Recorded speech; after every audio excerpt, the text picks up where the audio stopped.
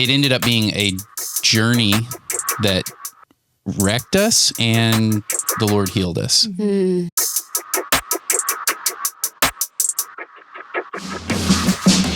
Hello, thank you guys for coming back for another episode of Stuff God Never Said. I am your host, Audrey Cauthen. With us today is Stu, my very talented producer and friend, and Alycia, she's literally talented at everything. So also very talented friend. Sweet. The Whites are with us today, and they are going to share a little bit of their foster journey, and more specifically, all that God has done through it in the midst of heartache and mountaintops and valleys and all the things. So thank you guys so much for having us. here. This is very special. On this side. I know. This is different. Excited. I'm usually over on the other side here. This is the best day of my life. You can't tell they like each other. We are a little fangirly. Welcome. Okay, so introduce yourselves. Tell us who you are. Tell us the worst thing you've ever thought. Oh, and cool, done. Cool. And that'll be easy. I'm just kidding. Just tell us about your story and foster care and all the things. Well, I'm Stewart. This is Alycia. In case you got them mixed up. Stewart's the boy. Sometimes I get confused. Yeah, I'm the boy. So we have been married 18 years, and we have 3 lovely biological children, and they are 14, 10, and 7 as of recording date here. So we got into foster care, though, it was 2018, I think, the end of 2018. Something we had been praying about even before our very first was born. We had been in talks about doing foster care, and then we found out we were pregnant. And we're like, well, this is our first kid. We probably don't want to just jump into this blindly. Wisdom. Yeah. So we waited, and we waited a good long while until our oldest was about 10 years old. And the Lord has a way of working things out that it's not how I would have done it. Yeah. But I'll let Alycia kind of fill in the color on the story, because a lot of it involved her early on. So, but it ended up being a journey that wrecked us, and the Lord healed us. And there's so many conflicting things, because in the same way I wouldn't have done it this way, I probably wouldn't choose to do it this way again. But God knew what he was doing. Yeah. And babe, what do you think about as far as how that story started? Yeah, I think getting down to the details, we had built a house, and there was no one across the street from us. It was just vacant land. So we were there for about 2 or 3 years. And then someone built a house across the street from us, and they moved in, and we started getting to know them because our girls were similar ages. And very soon after they moved in, they ended up with emergency custody of their great niece and nephew. And at the same time, Stu and I had kind of been talking about and praying about foster care, because it had been on our hearts for years. Yeah. And so the timing seemed to line up. It was kind of interesting. Like, oh, we're talking about foster care or adoption. Yeah. And we had been praying about it, and we had actually settled on adoption. And so we started talking to adoption agencies. But then from across the street, they got emergency custody of their great niece and nephew, and weren't able to keep them. Yeah. Like, it wasn't going to be a good fit for their family, but didn't just want to put them in any foster home, understandably. Right. So Stu and I offered to take the kids, and we had, obviously our 3 biological kids at the time. And then these 2 kids came in, and at the time they were 1.5 years and 3. So we basically had 2 sets of twins with our kiddos. Wow. So we went from 3 kids to 5 kids in a day, emergency foster care training. They actually moved in halfway through our training. So we were literally gone when they moved into the house. Oh, wow. The aunt moved them into the house, and we were gone at the emergency training for it. And there's a honeymoon period. People will say in foster care, there's a honeymoon period, and there totally is. I would say for the first 2 weeks, maybe 30 days, it was great. It was exciting. We were getting to know each other. And then they began to settle in, and, we discovered there were a lot of social and emotional issues from the 1.5-year-old. And at that point, he was almost coming up on 2, and it became pretty chaotic in our family. High stress. Like he took all the air out of the room for the 4 other kids combined were less work than him. So it was very stressful. Yeah. So we were trying to navigate that, trying to find the right resources. We, at the time, like I still had a business that I was trying to run, and he was working still. And we had now 4 other kids to take care of, and ministry. We were still like leading worship every other week at that point. And, we just had way too much going on. So we started like dropping things one by one because we couldn't manage it all. But the faster we dropped things, the harder it got. It didn't matter. Like it wasn't evening out the way it should have. We were getting rid of things to try to pour into these kids, and it was getting even harder. Oh, wow. And so not only was it getting harder with the kids, but the dynamic from the neighbors across the street being involved also, because we hadn't known them for very long. That dynamic was also incredibly challenging. So, so yeah, I would say that the way it all started was very fast and furious. And what started with like a burden on our hearts, turned into, hastily maybe taking these kids, and not really, I don't know if I still don't even know now. People have said like, or asked the question, like, how did you know God was calling you to foster care? And I would say right now, I don't know that he was. I don't know that he was. I think we had a heart and a burden for it. Yeah. I think he did call us to foster cases we had later. I don't know that he called us to that one. Yeah. And it's not that there wasn't any prayer or any thought that went into it. We knew it was a big deal, but I don't know that there is some quota of prayer that you need to put into it. But there were times for sure, even now, that we wonder, did we not pray? Did we not hear, or were we just prideful in our assumption that like we were going to be God's gift to these kids?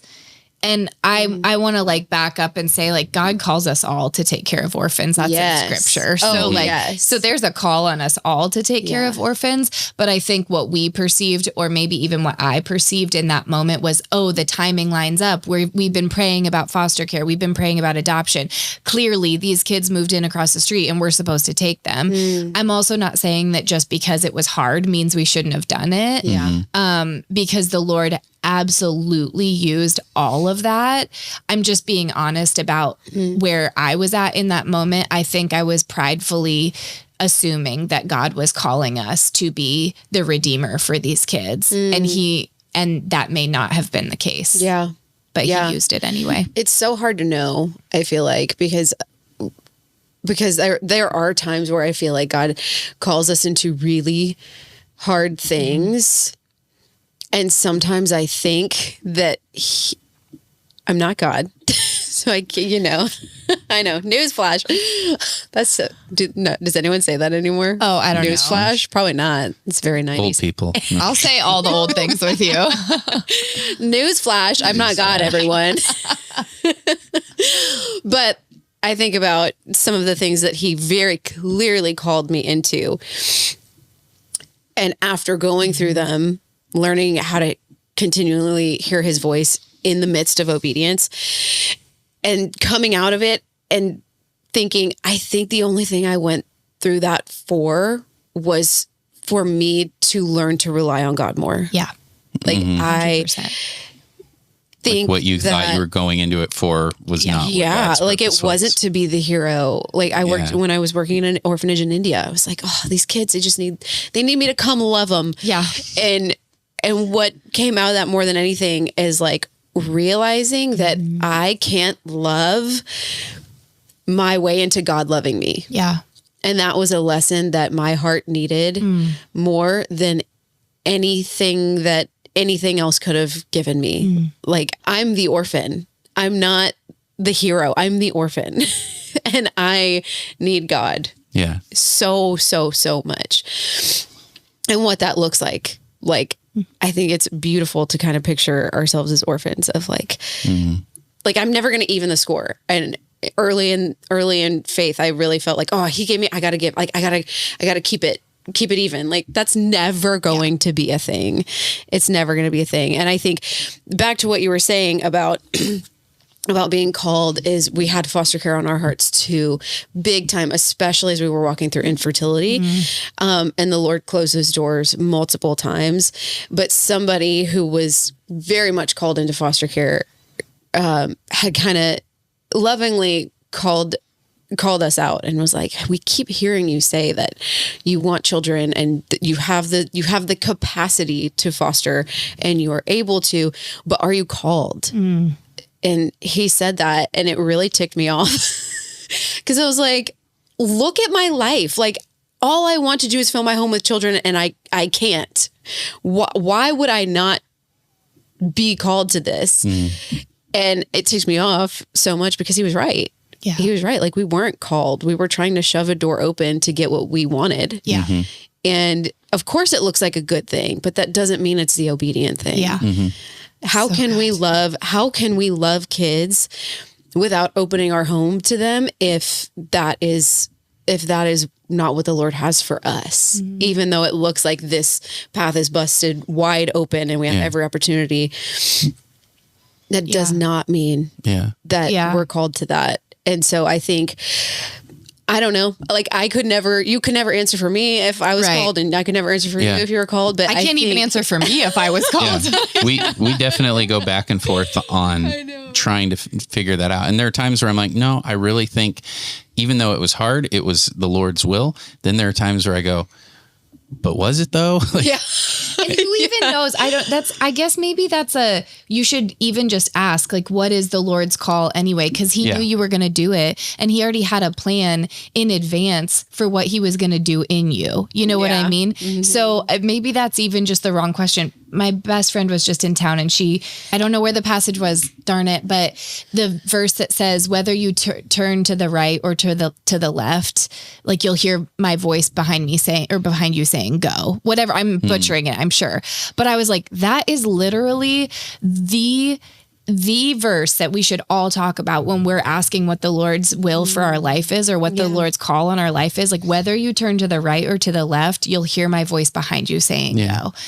I really hope I'm not. I think butchering that. Lord Jesus, please don't let me butcher that. In this whole time and process, and even now, like, wondering, I still believe, and obviously we are not going to get into God's sovereign will and all that, but I do believe you never really go outside of it.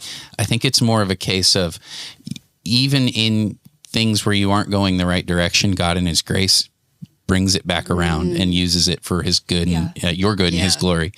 And I think in this situation, which we haven't even shared the deeper parts of it. Oh yeah, there's so much more. And in the interest of like sparing people and names and giving too many details, I think we'll be cautious in what we share. But I do believe that yet he did somehow will this and allow this. Like, he wouldn't have allowed it if he hadn't had his will in it some way. And somehow he uses it either way.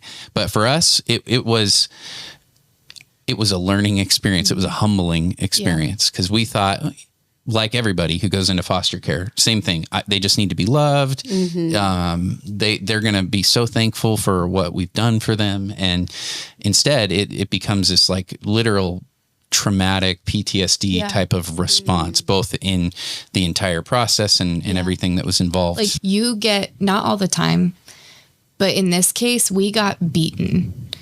And then like we poured out ourselves, you know what I mean?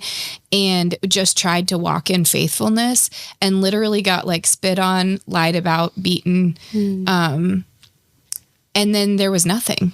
And then it was just it. There was just like, there was no thank you. There was no appreciation. there all of these things that you kind of think in the back of your mind, like, oh, they'll be thankful that we helped their family, or they'll understand that this is really hard and we're not going to do it perfectly. And then it was just like, nope.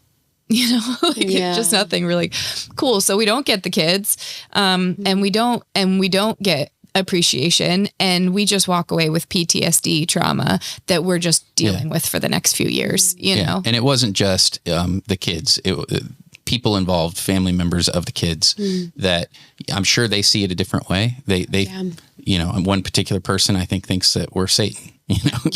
They hate our guts and would probably laugh at our funeral. That's how it came across. And I can attest that you are not Satan. Thanks, friend. Yeah, well, thank you. I do know that. I appreciate it. I appreciate that. But it is something where it's like their perspective was that we somehow were, I don't know what the actual plan was. Like, hey, let's take in these children and have a really difficult life and time, for some weird sadistic plot to hurt you or something. That it didn't make any sense. And then after all of that, there was a whole thing involving the kids, and they'd moved on, and we ended up not being allowed to see them again because of these people. And almost I'll just be very frank. They were used as a weapon against us to kind of torture us psychologically. And it hurt. It hurt really bad. It hurt our kids. And I think honestly, it hurt our foster kids. Yeah. It was not cool. Yeah. And I think it was just a person who had been hurt enough in their life that they believed that anytime somebody did something, it was intentional. And so they needed to be taught a lesson. And so I understand what went behind it, but still it hurt really bad. And I don't know if we want to wrap to the end of that story, but yeah, I mean, because there's some good redemption there, but I do want to just properly quote scripture. So Isaiah 30:21 says, whether you turn to the right or to the left, your ears will hear a voice behind you saying, this is the way, walk in it. How am I 38 years old and just hearing this? I know I've heard this verse before, but just like when we're talking about the Lord's call on your life or will for your life, and like that idea of the fact that you are not powerful enough to screw it up. You know what I mean? Yeah. Like he's got you, and you may walk into something that you are not called to walk into by him, and he still has something beautiful in it for you. Yeah. That's amazing. And that is like the God I want to serve. Yeah. I just had a conversation with somebody, and he was talking about that faith and fear both have the expectation of a future outcome yet to come. And it's just, which one are you looking at? Am I afraid of what's to come, or am I looking in faith toward what hasn't happened yet, but I'm certain will happen? Yeah. And I think that kind of ended up being our situation in this was, what do we want to look to? Is God powerful? Is he in control? Or are these people and these circumstances in control, and we are just victims to them? And ultimately we had to go, no, okay, God, even though I don't see it right now, I don't understand it, you have this in your hands. We're going to trust you. And we didn't do that perfectly for sure. Yeah. Well, that's the beauty of the God we serve, is it's not about what we do perfectly. Yeah. Every time, like we're the orphans. He shows up, he saves us, he swoops in, and he uses it all. Obviously, this particular foster care situation, you guys did have other, maybe more, maybe easier, maybe smoother. I don't want to say easy. I don't think anyone goes into foster care thinking this is going to be easy. Yeah. But different situations. But was there an outcome in this situation where you were like, okay, God called us here? At least, you said you even still today are kind of doubting, like, did he call us to that? But is there just a moment where you're like, God showed up and he is in this? Yeah. And he is the one who's going to make it all right. You'll probably have more to add to this, but what I look at it like is in scripture, Paul talks about there's a process of one person plants, another one waters, God gives the increase. Yes. And we kind of went into it thinking we're going to be all of those in this. We're going to be the heroes or the good Christians who help the poor foster children. And I guess in a sense, we did some of that. But what ultimately ended up happening is I feel like we were just used to set the table and give the seat to somebody else. And that was kind of what happened is the kids ended up moving from one thing to another and then ultimately ending up with a family that loves the Lord, that serves the Lord and is raising them to know the Lord. And they've officially adopted them. And that to us was like our heart, even in the end, when we knew we were approaching no longer having these kids with us, which in total, it was about 9 months that we had them, our first placement.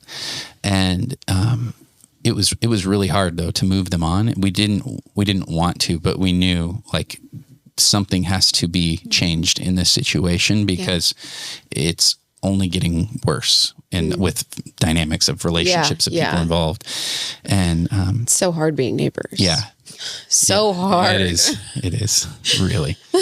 If I don't jokes here, but if you're thinking of getting involved with your neighbors in a foster care situation, just pray really hard about that. It's just too much too soon. Yeah, that's a lot. And we are just as much at fault, I think, in that where we didn't exercise the wisdom I thought we were going to exercise. But to your question, I know you had more you wanted to fill in on that. Yeah, I think the Lord taught me how to grieve. Like I needed to be humbled. Yes.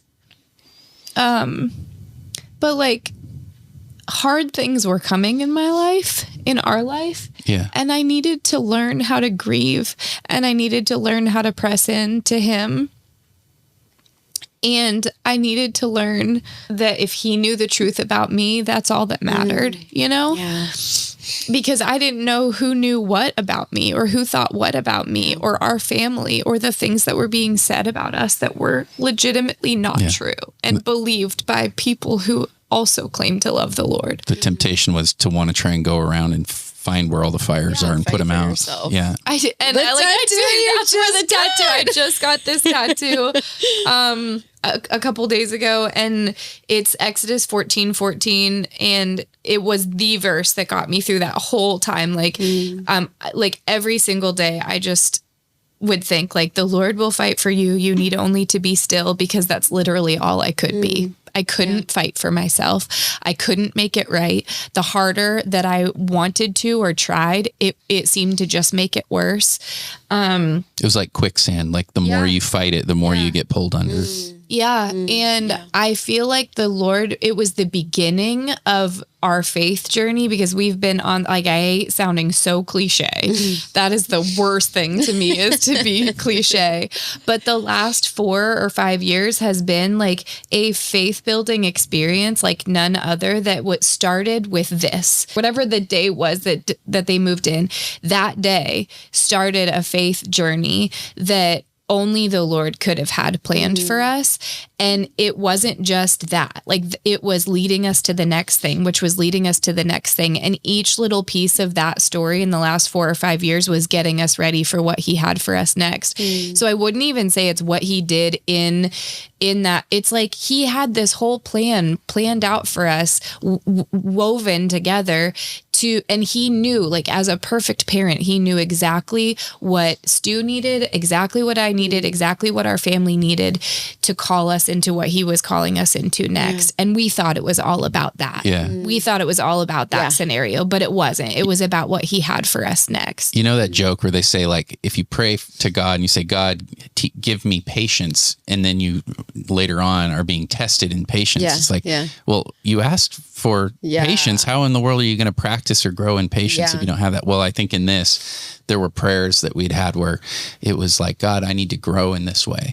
But it's not that he's like capricious or something and vindictive. He's like, oh, okay, I'll get you. It's not the like careful what you wish for thing. Right. It really is. You just don't count the cost. You don't know what you ask. Like it can be so much difficulty and struggle, but do you believe that on the other side of that, God has something bigger for you and you're going to grow tremendously and minister to people so much better than you would have had you not gone through this difficulty. I really think that before this foster care experience with our first case, I relied so heavily on number one, myself, and number two, the people around me. Like, those were idols for me, you know, and the Lord was somewhere up there just for when I needed help, you know? And I think I couldn't, in this situation, what he did in me most was I couldn't rely on myself because I had no control over any of it. I couldn't change it. And I couldn't rely on anyone else because people were failing me left and right. I didn't know who I could trust, and I didn't know who thought they could trust me or not. And so it just like every direction that I turned was like, nope, that's not going to work. That's not going to work. That's not going to work. And so it just all kept pushing me into him. And it was just like, okay, be still. I'll fight for you. You just be still. You know? I know we had talked about this too, but not that you personally had never suffered or gone through any struggles in your life, but I lost my childhood dog. That was that was about it. But it was That's probably hard.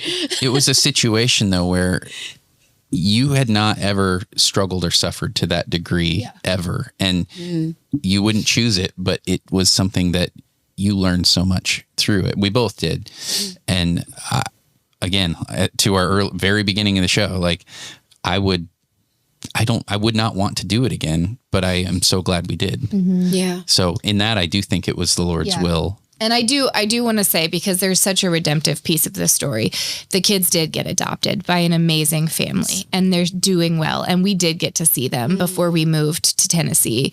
And that was so healing, all at once. It was so healing.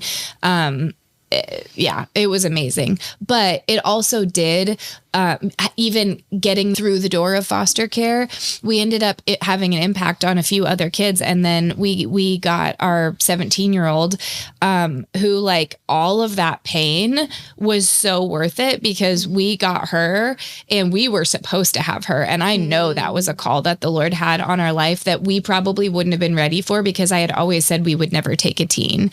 And we wouldn't have. We got this call and we're like, well, both of us were, I don't know why. I think we are supposed to do this one. Oh my gosh. Yeah. I still get like shivers thinking about it because she's so special and she's so much a part of our family, and she has a baby now and we're like grandparents.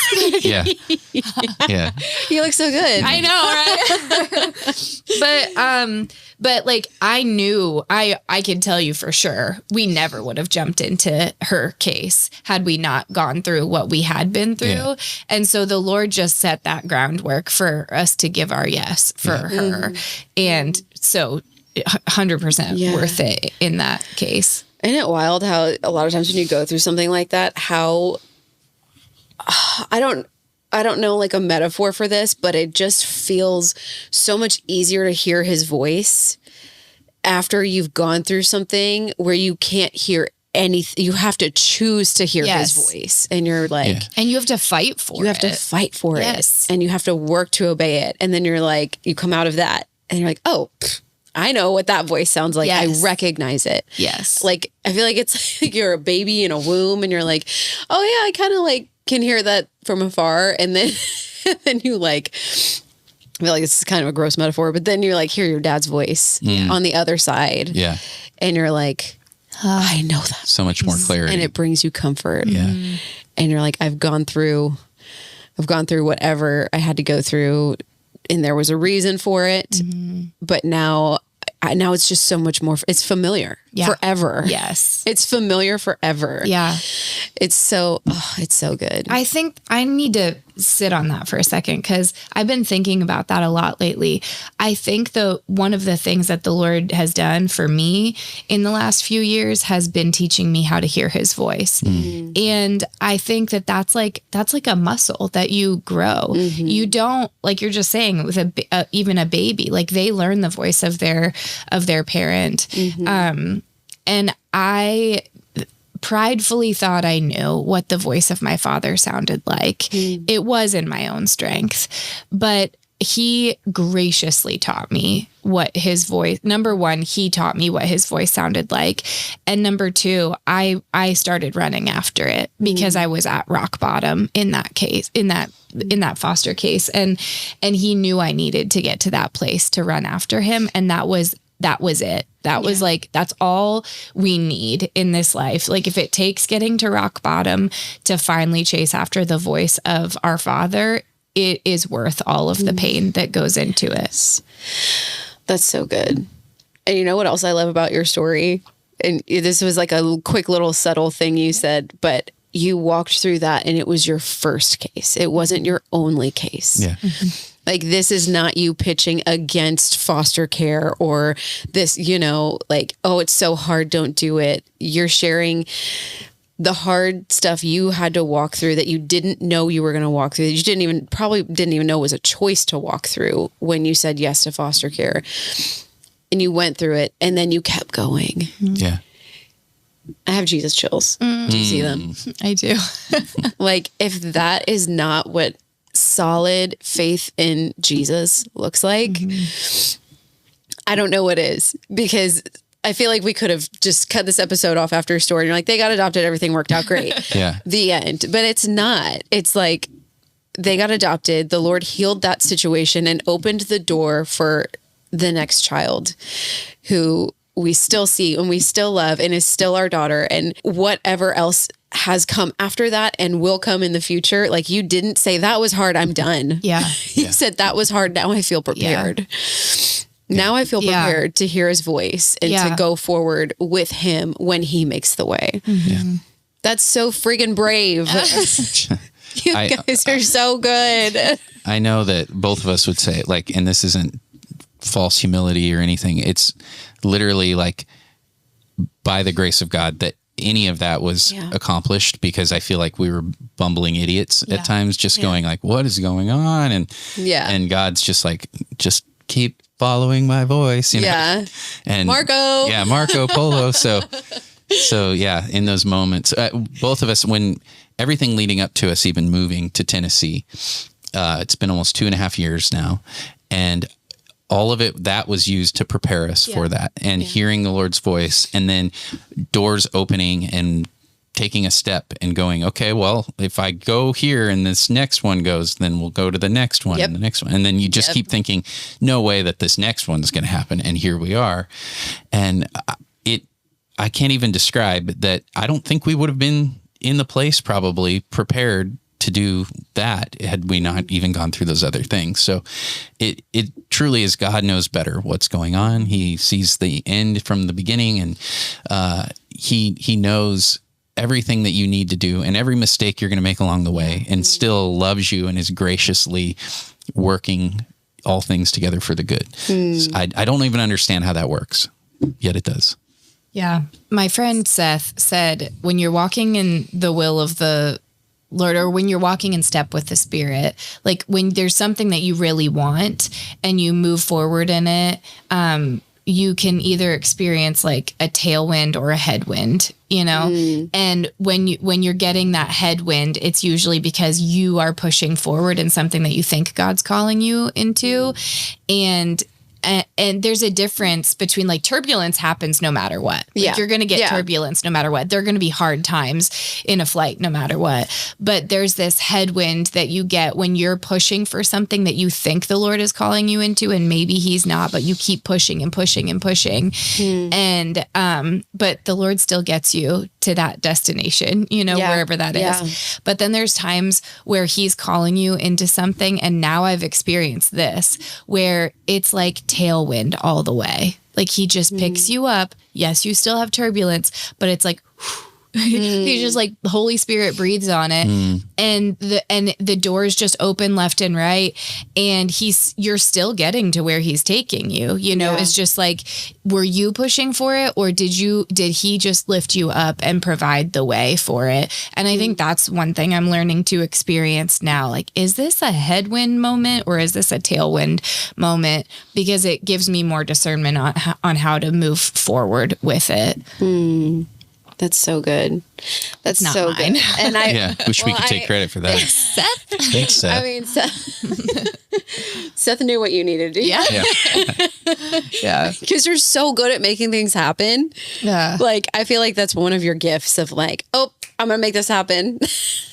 And I don't have that gift. I'm just like, this seems fun. Never mind. Doesn't seem fun anymore. That's why we work together. I know. True. We're a very good team. Yeah. Complimentary. I would say so. Well, thank you guys so much for being here and sharing your story and putting your hearts out there. And I just can't get over how you so beautifully walked through something that broke you and you let him put it all back the way he wants to put it back. And then you walked forward in it some more. I think that's really encouraging to people who are, I would imagine it would be encouraging to people who are considering foster care and mentally preparing, maybe even walking in some fear about it if they're being called to it. Because your story, it tells the truth that it is hard and it might break you, and for a moment.